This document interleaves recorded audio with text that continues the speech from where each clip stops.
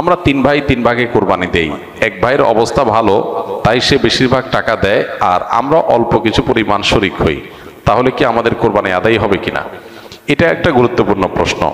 কোরবানি দেওয়ার ক্ষেত্রে বিশেষ করে যখন ভাই ব্রাদাররা মিলে কোরবানি দেন, তখন এরকম পরিস্থিতি তৈরি হয়। একটা গরুর দাম ধরেন 70,000 টাকা, তো এক ভাই তার উপার্জন অনেক কম, সেজন্য সে 5,000 টাকা দিচ্ছে,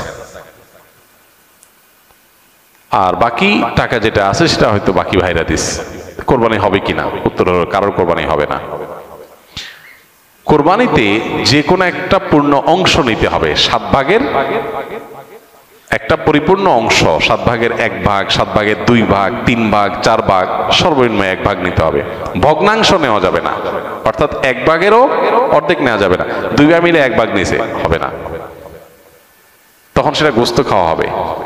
পশু জবাই হয়ে গেছে সহি পদ্ধতিতে, গোশত খাওয়া হবে, কিন্তু কোরবানি হবে না। কোরবানি বিশুদ্ধ হইতে হলে প্রত্যেককে পূর্ণাঙ্গ একটা ভাগ নিতে হবে। হ্যাঁ, এখন এমন হতে পারে যে এক ভাইকে আল্লাহ আর্থিক সচ্ছলতা দিয়েছেন, বাকিদেরকে দেন নাই, তো কি হবে?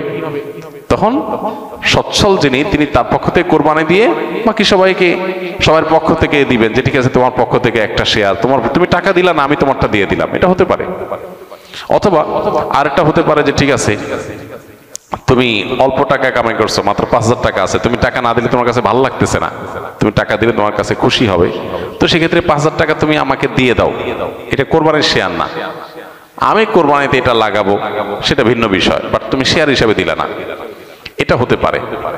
প্রবাসীরা অনেকে একটা কাজ করে, বিশেষ করে মিডিল ইস্টে যারা থাকে, অনেক প্রবাসীরা কোরবানি ঈদের দিন নিজেরা একটা ছাগল জবাই করে। তো রুমে 5 জন থাকে, এখন 5 জন মিলে একটা ছাগল জবাই করলে ওই ছাগলের টাকা তারা ভাগ করে। এই যে এক ছাগলে কয়জন শরীক হইতে পারবে, কয়জন কোরবানি দিতে পারবে? একজন। ভগ্নাংশ দেওয়া যাবে না। তাহলে একজন কোরবানি দিলে রুমের যে কোনো একজন কোরবানি দিবে, তো বাকি 4 জন তারা কি বসে বসে খাবে? গোশত তো সবাই খাবে।